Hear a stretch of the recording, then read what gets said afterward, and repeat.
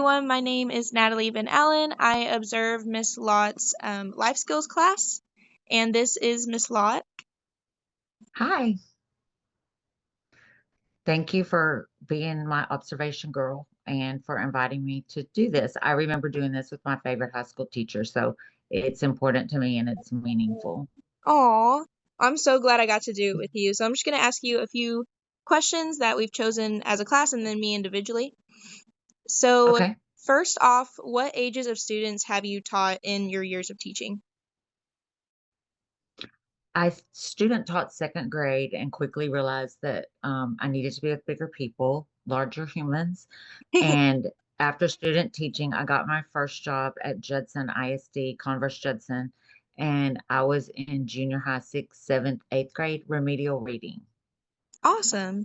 And then from there, I moved back to my hometown, which is Rockdale ISD, and I taught seventh grade English and reading. And then I was able to get certified in ESL, which I did with junior high age kids. And then, unfortunately, I passed the GT test, and I did that for 2 years, and that is not my game at all.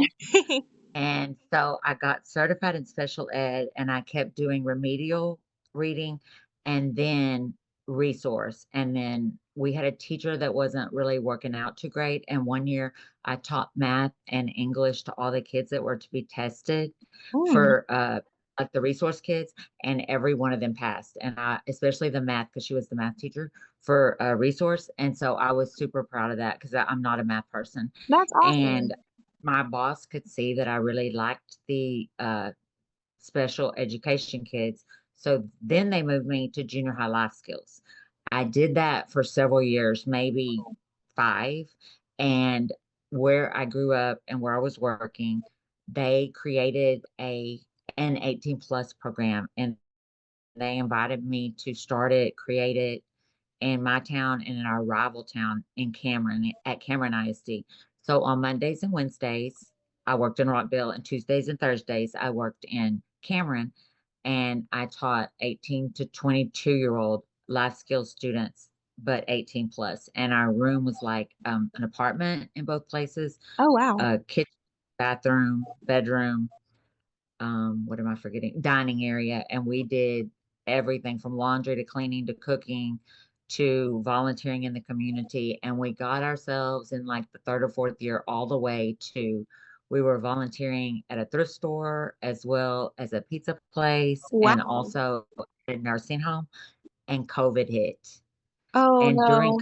COVID, yes, during COVID is when my husband got a job offer that we couldn't pass up in Comanche. So I moved to Comanche and I retired and I made it from like May until November.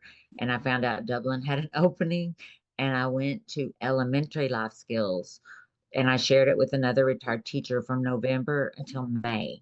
And it was a very good experience, but I love the life skills kids, and I learned really quick that I'll still need to be with the older kids. And Mhm. so the following year, and it's been a year and a half, a little bit more than a year and a half right now, I've been at Dublin High School doing life skills, and that is where I need to be. That or 18 plus or both. We have one 18 plus student included with us because we have a small enough class that's high functioning and they are going gangbusters, getting everything done that I mean, they're exceeding my expectations daily. And so I'm very proud of them. And that's the best place I've ever taught, the most inclusive place I've ever taught, and just the best kids and the best administration. And I've made lifelong friends there. And I would love to work there full time if I can ever make myself sit out of a year for a year, which is doubtful, but I'll try. If I'm forced into it, I'll try. They are amazing kids just from the time I've gotten to spend with them.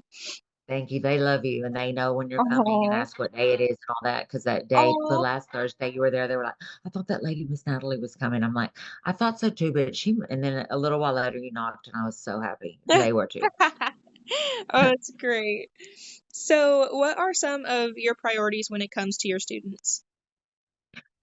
Always on my evaluations and in my mind, I get the highest ratings for classroom management and building relationships, because the first thing I do is make friends with the parents. I have a Lemonade Social in the summer where I invite, like about a week before school, I invite all the parents at like 5 or 5:30 and the students to come to the room, and we serve lemonade and cookies, and we meet the Oh, family and all that.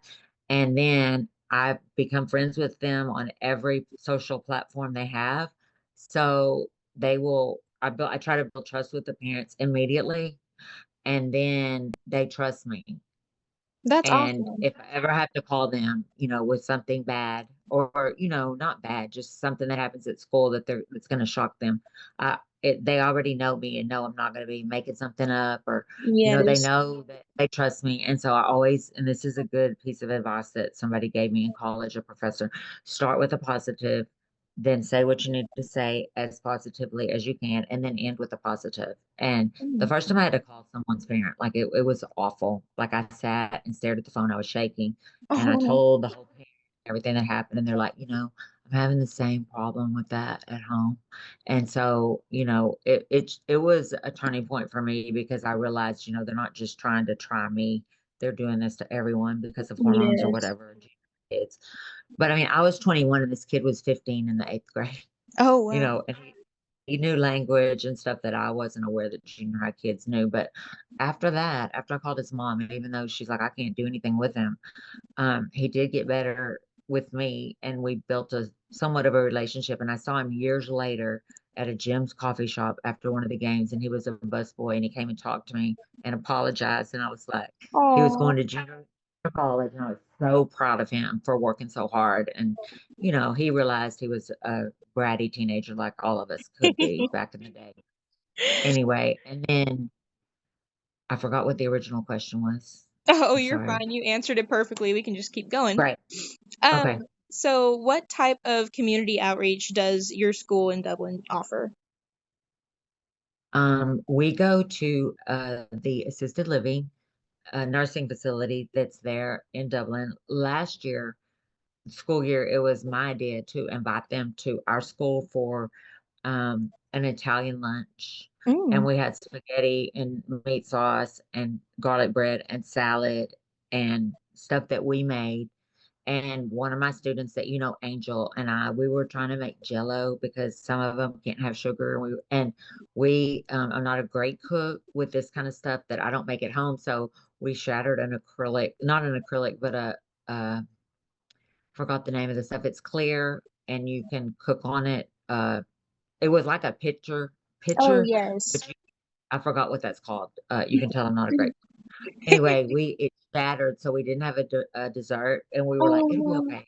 And that's the first thing they ask all those little older people, like, "What are we having for dessert?" I'm like, "Well, you were gonna have Jello, but we accidentally did something. We added the cold to heat too quickly, blah blah blah."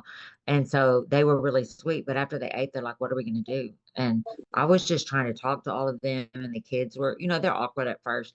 And I got some dominoes out, and those older men turned into like 20 somethings, and were just started we call it shaking the dominoes when you shuffle them before you deal. They went back in time and could play 42, 84, all the stuff my grandparents and parents know how to play.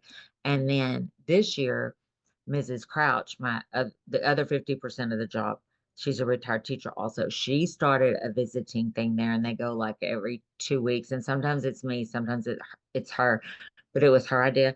And we go and visit that nursing home or assisted living facility and gift them with things that we made for holiday, like a pumpkin to hang on their door out of quilted fabric that the kids did. Aw. Then we gave them like a treat bag with a stocking for Christmas and different things. And we go and visit them, and it's very heartwarming. And we also are trying to do more with our junior high counterparts, since they're in the same building as us.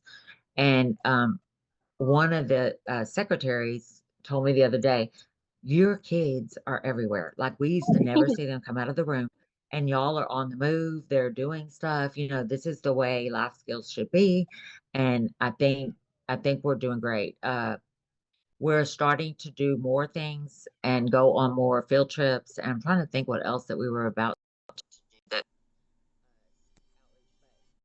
we we have a wonderful reception in the community, and they put our little dinner we had in the newspaper in color on the front page, which the whole thing isn't in color. And it was just a huge compliment. And so they're very supportive, and they tell me all the time, this is how it's supposed to be in life skills. Oh, Y'all are just busy. And so I really love it. that's awesome. Um, just to keep going with everything, so what are the demographics of the students you teach? I don't have that specifically, but I would say, and I talked to the assistant superintendent and the superintendent the other day when they came by the room, and they were just telling everybody hi, and they complimented my shirt. And I said, well, Harlem and Mrs. Laura are in there right now making it and making this. And they went into the room and saw them operating the Cricut and the heat press and all of that. And they were like, oh, wow. And they looked around. Someone was cooking, someone was sweeping, someone was cleaning the bathroom, someone was doing laundry. They're like, this is how a life skills class should operate. And so, um, I know I'm in the right spot, and I know the kids are making progress, and we're being viewed in a positive light, which is important to me. Yes, And the kids are very. not as nervous. You've seen them make a professional phone call to another class. I'm trying to just teach them Oh, everything I can yes. during the day. And they're doing amazing too in everything they do. Thank you. So how do you work effectively with students from different cultures? Oh, I'm sorry. I was going to go back to the last question. I talked to the superintendent and this assistant superintendent and told them that it was my perception that the majority of students were Hispanic and possibly lower as socioeconomic level.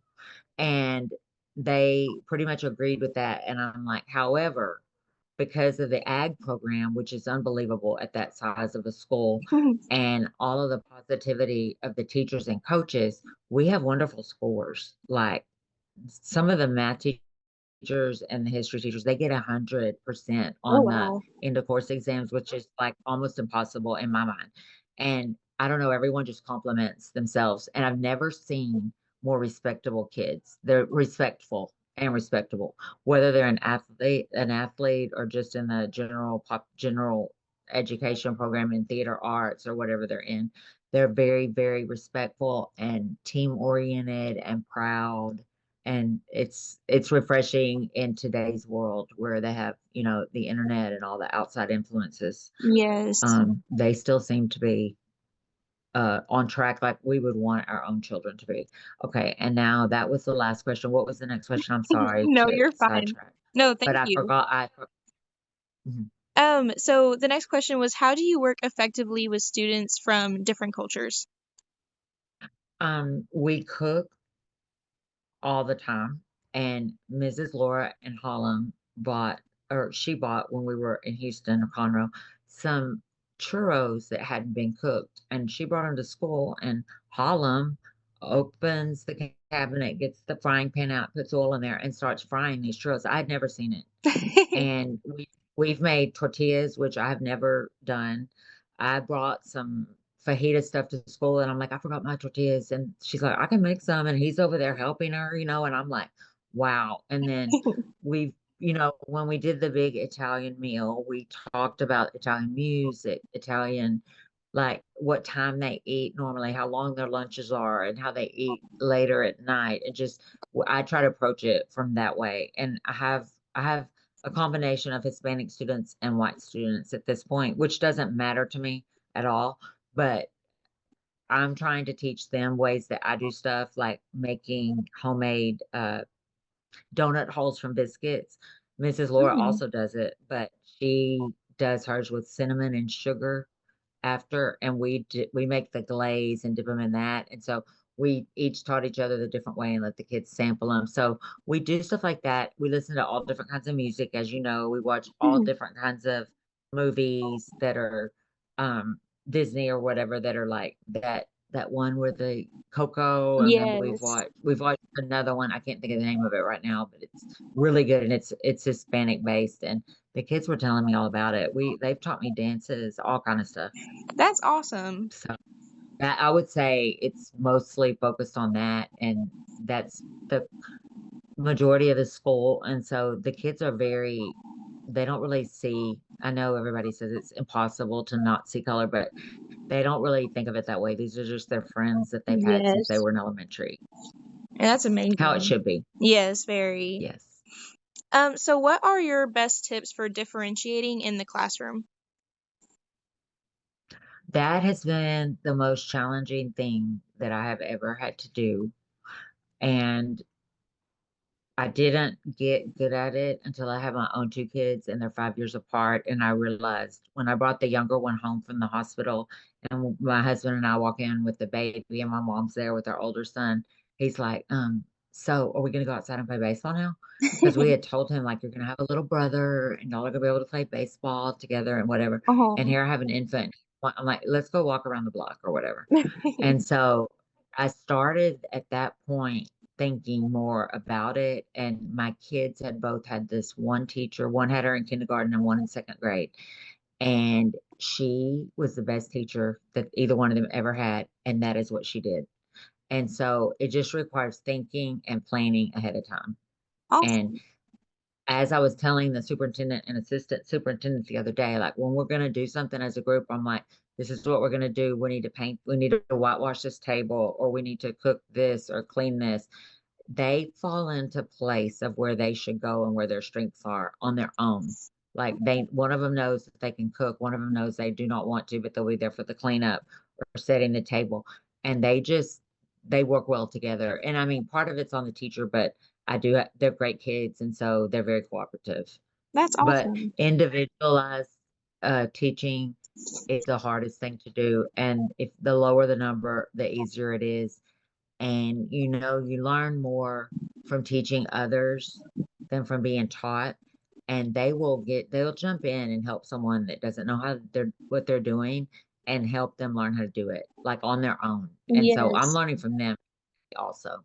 That's awesome. And And so, you can oh no, always you go. find good ideas. I'm sorry. You can always find good ideas online, and it took me forever to really look on Pinterest. And now I know that you can do things on Snap GTP, whatever it's called, the AI thing. You can create so many good things for individualized instruction. Oh My wow. my oldest son teaches and coaches, and he teaches inclusion, and he teaches me stuff all the time about special ed. And this is his 5th year to teach, but he's younger and he can make his way around that computer way better than me. So what are some pieces of advice you would give to upcoming teachers like myself? Um, this is gonna sound so passe, but when I graduated from college, it was 1989. And I graduated like May 10th, and I had to take a mini semester after that lasted 3 weeks. And Dr. Bill Bechtel, may he rest in peace, told us that when we got into a classroom, it didn't really matter like what all we had been taught, but whatever school we go to, the most important things that we can do first to get ourselves ingratiated and appreciated at the school is make friends with the secretaries, make friends with the custodians, make friends with the cafeteria people, and stay out of the teacher's lounge because that's where, things can go sideways or people talk about things they shouldn't and somebody else hears it and then it becomes a Yes. telephone. And I have practiced that the whole time and it's worked for me. And I'm always like my aide is my best friend right now. And the office lady, I mean, they get gifts at every holiday. They love our kids. The cafeteria people are about to start working after spring break with our 18 plus person. And they, how Harlem is loved by everyone. He goes all over the school and, gets the cafeteria people give him coffee or whatever he needs. They'll help us with butter or if we're out of milk, so it does. And we are seen and heard and helpful and it matters. That's So awesome. that to me is the biggest thing that was ever taught to me. Because once you get in your own room, like, and you're on your own, you're like, the first day I taught a lesson, I was done in 11 minutes out of 44-minute class. And I'm like, oh boy, I went too fast, and you just have to think and plan and have backup. Nothing will ever go hardly ever the way that it's planned. So it's great to have like a good few 3 to 5 backup plans at all times if technology doesn't work. if you need to send something home for someone or somebody goes to ISS, just staying ahead of everything is Yes. very Getting beneficial. support from all Okay. avenues. Yes. So the last question I have for you is what do you love most about teaching? It feels like home to me. And my aide and I and the other lady, when we got in that room, not 2024, but 2023, in the summer, it was awful. It was filthy. Things were ill arranged. We redid everything. We came up with a tropical theme that also matches the school colors. And I like low lighting. So you saw the things we made for over Yes. the fluorescent lights. And the kids sewed those and added the magnets, helped me hang them up, everything. Oh, Um, then, we covered chairs. I saved all of the harder work for them to get there in August, and they really did the lion's share of the work. But we cleaned and made the room look like we wanted it with the theme stuff. Like Mama Rita made the curtains, I did the bulletin board, and bought all the fabric and all that, and I bought a rug and brought all my plants, and we just keep adding on. But if I feel like it's homey and I have music and the lights are low, and not really really bright, and the kids feel comfortable coming in. I mean, you've been in there. I'm supposed to have lunch at a certain time, and I'm supposed to have a conference period, seventh period. I told them at the beginning of the year, my door is open and I don't need a lunch. I don't need a conference period. And, the kids come in there and eat sometimes. yes. They want to come in there when they're done with other stuff in their other classes. They feel comfortable and they feel like it's a calm space. And they know if they come in there, they still have to work even when it's not their class time. And I make them, or they have to be helping me with something.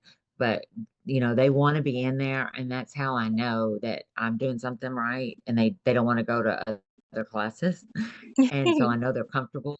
And for me, it's like about lighting and sound, and it feels like home. And Yes. that's how other part-time job is too. And, but I feel like I'm the type person that my grandmother used to be like, you just bloom wherever you're planted. Oh, So I go into something with my mind made up that it's going to be awesome. Even like every day when I don't feel like I want to get up and take a shower, I find myself like smiling when I get out of my car, and my mood is just changed when I go into a job because I think it's having a positive attitude also.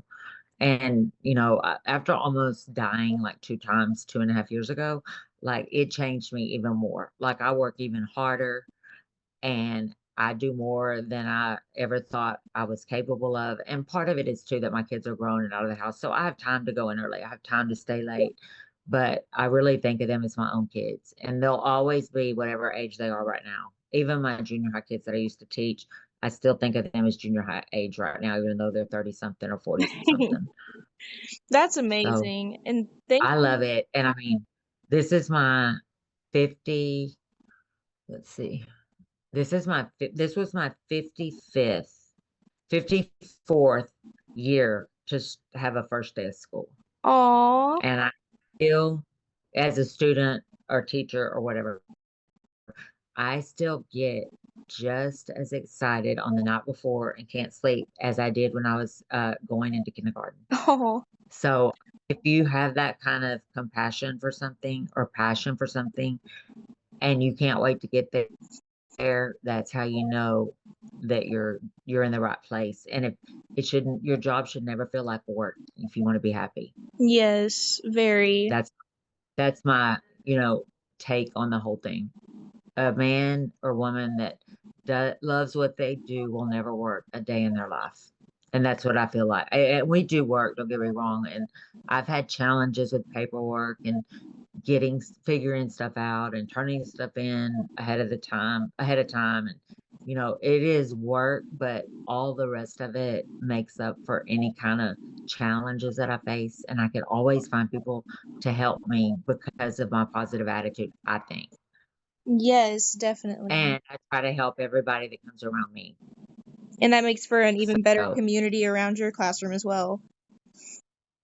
yes, And you've seen people come in, can you fix these backpack straps? Can you hem these Yes. jeans? Can you starch these jeans? Can you wash this? And whatever. And Laura's latest thing was she made a bunch of curtains to hang up for them to cover walls where they were testing. And she did it. And last year at the beginning of the year, school year, she couldn't sew. And Oh, she's wow. sewing now and, you know, getting our DTF printer hooked up, doing the Cricut and the heat transfers, all kind of stuff. And Harlem can do most of it. Emma's getting really good at it. And I think we'll just keep progressing. So it's exciting. That is very exciting. Thank you so much for Yes. meeting with me and for You're welcome. letting me interview you. I had such an amazing time, and thank you for all of your advice as well. Of course. Of course. And you're welcome anytime. And I hope we will get to work together someday because I know Mrs. Aunt Kelly, as I call her, likes working with your mom.